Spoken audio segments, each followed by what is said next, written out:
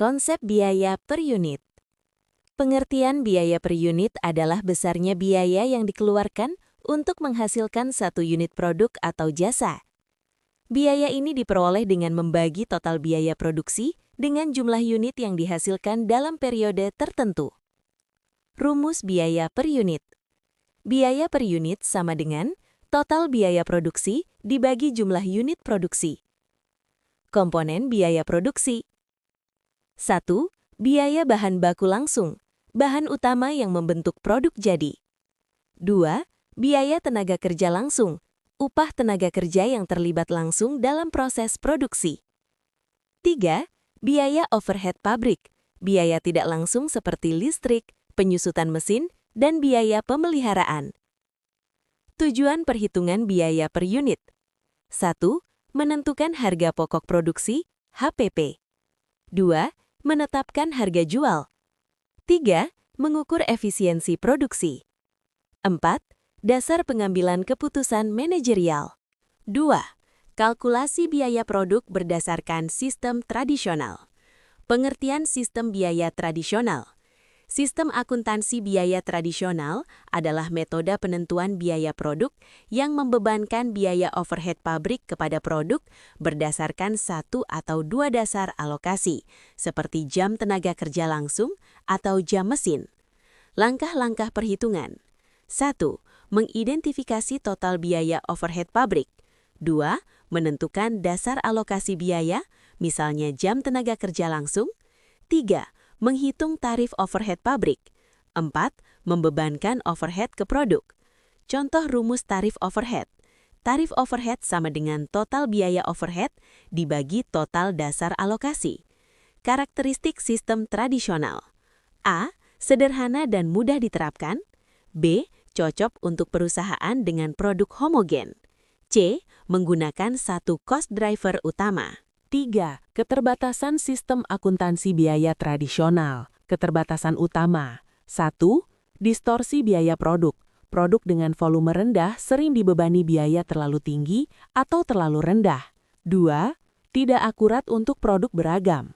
Kurang tepat jika perusahaan memproduksi berbagai jenis produk. 3. Mengabaikan aktivitas non-volume. Biaya yang tidak dipicu oleh volume produksi tidak teralokasi secara tepat. 4. Kurang mendukung pengambilan keputusan strategis. Dampak keterbatasan. A. Kesalahan penetapan harga jual. B. Salah evaluasi profitabilitas produk. C. Keputusan manajemen menjadi kurang optimal. 4. Kalkulasi biaya produk berdasarkan Activity-Based Costing, ABC.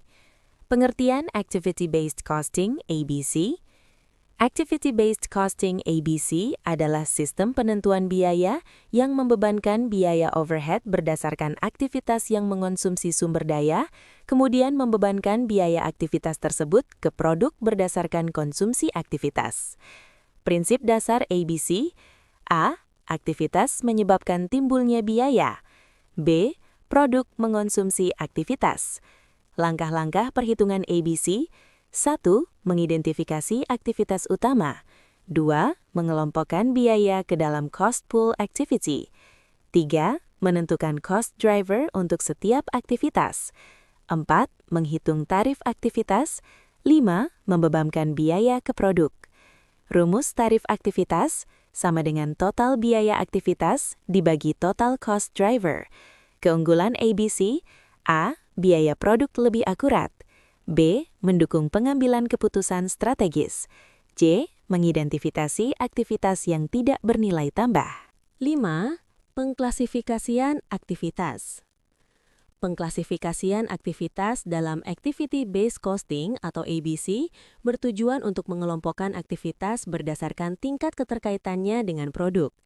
Pengelompokan ini membantu manajemen memahami penyebab timbulnya biaya atau cost behavior secara lebih akurat.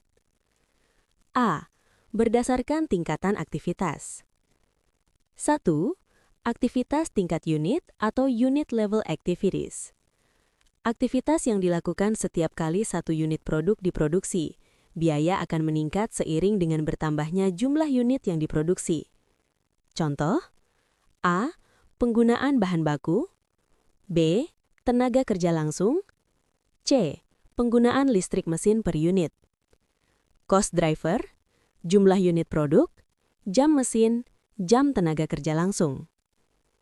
2. Aktivitas tingkat batch atau batch level activities.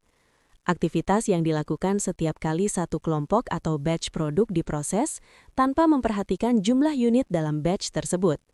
Contoh, 1. Setup mesin. 2. Pemeriksaan kualitas per batch. 3. Pemindahan bahan baku. Cost driver, jumlah batch, jumlah setup, jumlah inspeksi. 3. Aktivitas tingkat produk atau product level activities. Aktivitas yang berkaitan dengan keberadaan suatu jenis produk tertentu dan tidak tergantung pada jumlah unit atau batch. Contoh, 1. Desain produk. 2. Pengembangan produk. 3. Perubahan spesifikasi produk. Cost driver, jumlah jenis produk, jumlah perubahan desain. 4. Aktivitas tingkat fasilitas atau facility level activities. Aktivitas yang mendukung proses produksi secara keseluruhan dan tidak dapat ditelusuri langsung ke produk tertentu. Contoh, pemeliharaan gedung pabrik, gaji manajer pabrik, keamanan dan kebersihan pabrik. Cost driver, umumnya tidak ada cost driver langsung. Biaya sering dialokasikan secara umum. B.